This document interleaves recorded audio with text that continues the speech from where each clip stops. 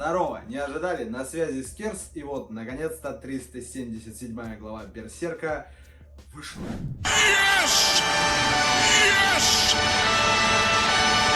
Пока Гац сидел и дрочил там свои копейки в темнице, я не сидел без дела и запилил вам несколько полных пересказов. Бродяга, Сага о Винланде и Devil Man. Также этой осенью вышло новое аниме Дан-да-дан, и на канале уже валяется пересказ манги, как и Берсерк. Вспомните те замечательные времена, когда мы все с вами вместе ждали новых выпусков приключений Каскадера. То же самое сейчас происходит с Дан-да-даном. С тех времен мой скилл уже довольно уверенно подрос, и видеоряд намного динамичнее. В общем, если вдруг пропустили, советую ознакомиться. Чуть не забыл, совсем недавно озвучил новеллу о Грюнбельде. И, ребят, у вас есть прям выбор. Хотите, зацените фулл на бусти. Хотите, чекните пересказ на ютубе. Также есть 1,5 часа озвучки в свободном доступе. У меня в ТГК или ВК. Ну и еще ссылка в описании будет на типов, которые это все добро перевели, если вы хотите прочитать самостоятельно. Новелла звезд с неба не хватает, но хотя бы краткое содержание я бы чекнул. Ну а теперь давайте вспомним, что там было в прошлых главах, поскольку все-таки полгода прошло, вы, наверное, уже и забыли. Итак, после похищения Кэски, Грифель затащил ее во дворце и накачивает транквилизаторами. Тем не менее, девушка время от времени вспоминает Гатса с компашкой и пытается выбраться, но ее вновь усыпляет и все повторяется по кругу. Каскадер же после бесконтактного боя с Гриффитом утратил веру в себя. И на протяжении нескольких глав находился в тильте, ведь даже его меч, который ни разу не подводил его, в этот раз не помог. На этом фоне зверь тьмы избавляется от своих оков. Впрочем, жесткой мясорубки не произошло. Ширки пыталась помочь, и для этого вошла в астрал. Там она что-то увидела, но что конкретно мы пока не знаем. Ну а корабль Родрика наткнулся на Кушан. Благо во главе этого войска был Силат, а с ними и Рикерт. Так вся компашка переместилась в великолепный век. Гатса, как самого опасного, решили в люди не выпускать и заперли в тюрячке. Ставь лайк, если ждешь шансон-альбом от этого парня. Силат же во время этакого мини-собрания сообщил: в его планы входит дать отпор ястребу. Ну а теперь погнали в новую главу. Выжившие после заварушки в Ульфхейме прогуливаются по Кушанскому городу. Исидора, увидев незнакомое животное, аж подпрыгнул от страха. В Шуаракме вводится чудовище! Рикерт успокаивает мальца. Это всего лишь слон. Местные домашние животные. Они сильные и очень полезные для людей. Страна Кушан — это словно другой мир. И мидландские привычки здесь неприменимы. Однако они такие же люди, если отбросить различия в цвете кожи и языке. Тем не менее, все здесь так непривычно для чужаков. Гэтфинг решает сказать: так или иначе, они теперь живут здесь. Кушаны разрешили им жить среди своего народа, несмотря на то, что они чужеземцы. Однако жители Эльфхейма не должны забывать о своем предназначении. Они идут по пути магии, а родной остров эльфов всегда будет жить в их сердцах. Волшебники решают поблагодарить Рикерта, ведь это он в первую очередь позаботился о них. Никто и никогда не делал для них ничего подобного. Они ведь волшебники. Астральный мир уже давно был их домом, и они давно стали чужими для физического мира. Неизвестно, что случилось бы с ними, если бы не он. Но среди всех волшебниц одной все это выслушивать и быть частью толпы не особо заходит. Морда решает поизучать окрестности в одиночку, а затем и навестить Ширки. Форнеза решила, что и им стоило бы вернуться. Все-таки наставница там одна, за ней нужен уход. Серпика и Исидора отправляются с ней, а вот Манифика они оставляют на попечение Рикерта. Юный мастер вспоминает слова Силата. Победить ястреба света? Но ведь пока еще рано. Слишком рано. Большая война уже на пороге, и никто не сможет ее остановить. Несомненно, она поглотит всех. Как же там сейчас Гатс? В этот же момент Силат просит Родрика обратить внимание на процессию нового Кушанского императора. Он будет председательствовать на следующем совете Курлутая. Родрик не врубается, что и неудивительно. Курлутай — это секретное совещание высокого уровня, проводимое во главе Кушанской империи. Кушаны — это многоплеменное государство, состоящее из различных этносов и кланов. На этом саммите лидеры племен встречаются и принимают судьбоносные решения, касающиеся страны.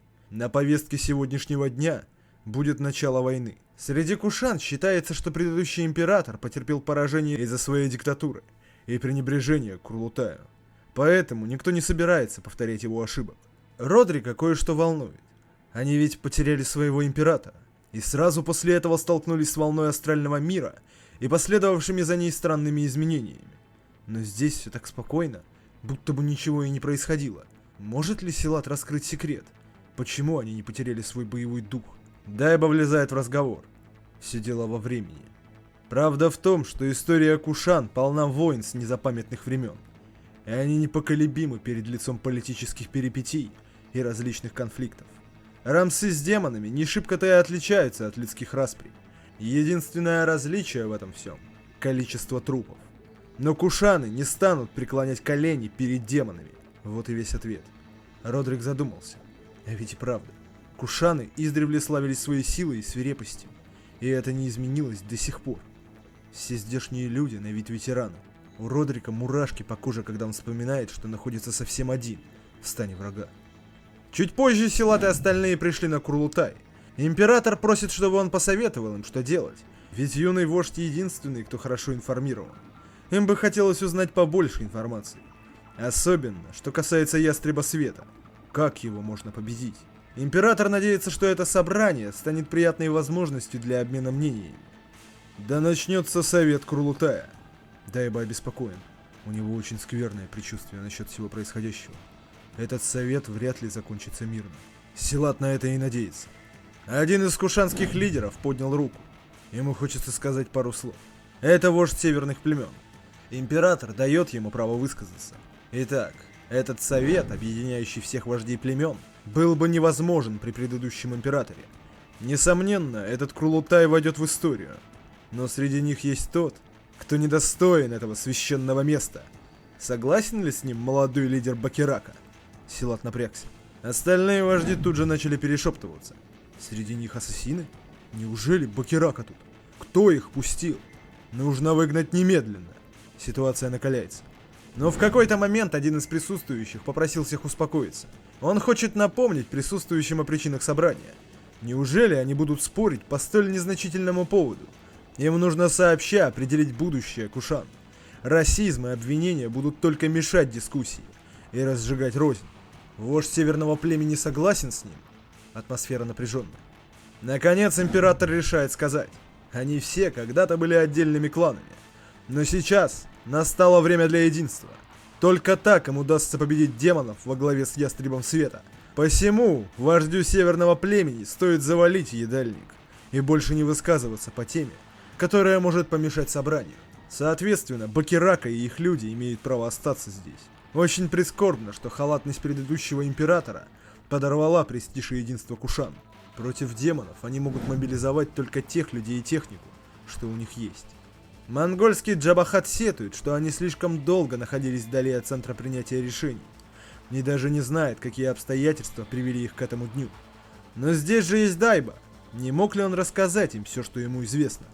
Мудрец не против поделиться знаниями. Некоторое время спустя после того, как он закончил, у всех присутствующих волосы встали дыбом. Неужели все это правда? Влиятельные люди Кушанской империи вновь начали шептаться. Никто и подумать не мог, какие ужасы творил Дайба и Император. Он скрывал от них так много демонического. Даки, пишачи, демонические утробы. Силат решил кое-что предпринять. Воспользовавшись суматохой, он подобрался к Императору и упал на колено. Он просит его о повышении до генерала. Чтобы победить Ястреба Света, ему нужна мощь Великой Кушанской империи. У них нет будущего, если Ястреб Света победит. Только клан Бакирака знает его уязвимости, ведь у них есть опыт. Вождь северного племени кричит, чтобы они не велись на его слова. Этот ублюдок хочет обвести их вокруг пальца. Неужели Великий Император позволит манипулировать собой?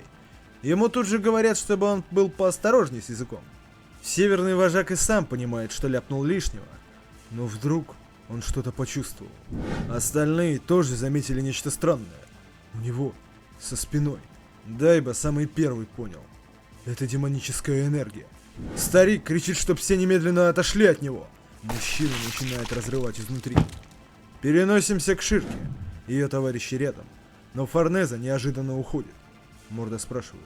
А у них что, не было никакого дурного предчувствия? Серпика пытается выяснить, куда отправляется Форнеза.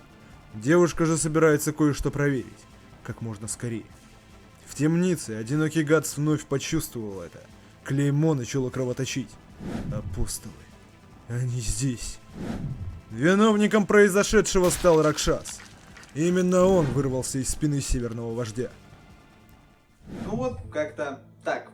Лично мне глава очень понравилась. Наверняка кто-то будет писать, что они все еще тянут резину, раньше было лучше, но, как по мне, глава просто замечательная. Нам чутка рассказали о Кушанах, о том, как все устроено у них в политическом плане. Не забыли напомнить, что Силат вообще-то изгой, и положение его шаткое.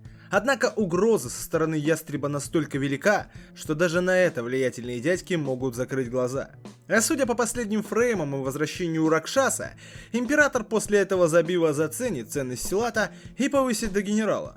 Или нет? Быть может, Форнеза на пару с Рикертом освободит Гатса, и он там устроит реальную резню, после которой Силату скажут «Чао, персик, дозревай». Как вы думаете, в какую сторону будут развиваться события? Пишите в комментариях, пообсуждаем. Очень надеюсь, что в следующей главе нас ждет продолжение этого вторжения, а то мало ли у Гаги другие планы.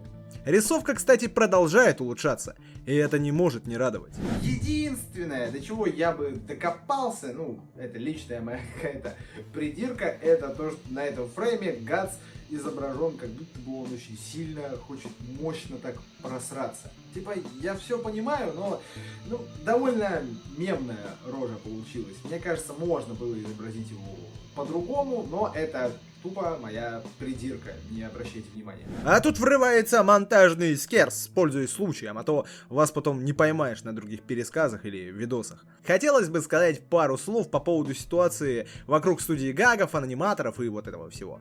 Те, кто принялись поливать Гагу грязью, примите во внимание тот факт, что правообладатель мог без твитов, предупреждений и вообще всего снести нахрен все, что связано с Берсом, включая даже пересказы. Корейские братушки, например, очень любят такое практиковать. Даже мой ноунейм канал уже столкнулся с их гневом. И вот я со страйком гоняю за милый дом. Уверяю вас, студия Гага с легкостью могла провернуть то же самое со всеми фанатскими работами. Но вместо этого они просто выразили свою обеспокоенность, тем самым давая всем аниматорам понять, что последствия возможны. И, как по мне, это уже говорит о том, что там сидят нормальные люди. Да, вы можете сказать, а чё они сами аниме не делают, а людей щемят? Но, господи, ваша логика меня поражает. Как вам такой пример? Вы импотент и вынуждены наблюдать, как вашу даму пёхает кто-то другой. При этом вы еще и обеспечиваете ее полностью. Не, ну а чё? Вы же не можете. Нашелся тот, кто смог. Может, пример грубоватый, но думаю, суть вы уловили. Я не знаю, станут ли Гага с вилами и факелами нападать на всех контент-мейкеров по Берсу или забьют Болтяру, но и демонизировать их не надо. Повторюсь, они хотя бы дали понять, что им это не особо нравится. Но даже при наличии возможности они не стали ничего делать. Даже с учетом того, что по закону они имеют на это полное право. Как бы нам всем это не нравилось. И да, я говорю с позиции человека, который в любой момент может быть удален за свои работы. Но я все-таки знал, на что подписываюсь. Монтажный скерс вновь врывается, но на сей раз, чтобы поблагодарить Полину Майер за помощь в создании этого ролика, ну и за то, что она есть. Также, пользуясь случаем, хочу сказать, что у нас появилась небольшая студия озвучки, Kitchen Production. Мы работаем медленно, но с душой. Думаю, с вашей помощью мы сможем стать лучше, поэтому залетайте, у нас там почти полностью озвучена уже спираль. Также можете в комментах предложить, что еще озвучить. Короче, ждем вас. А теперь время благодарности. Большое спасибо всем моим бустерам, ники которых вы сейчас видите на экране. Благодаря им я могу продолжать делать то, что мне нравится, радовать вас, радовать себя, в общем, радовать всех, быть таким ретранслятором радости. Но отдельная огромная благодарность Тазику, Максиму 426, Крамеру, Александру, Сергею Сушко, Якубу, Дизу, Артуру просто, какое у меня было сейчас тупое лицо, да, я не выписал всех спонсоров, и сейчас просто на ходу бегу, вот пытаюсь вспомнить, и Кудеснику за максимальную поддержку. Все это время с вами был Скерс, спасибо, что досмотрели до конца, подписывайтесь на канал, ставьте лайки, заходите на Бусти, Телеграм, короче. Чао, пока!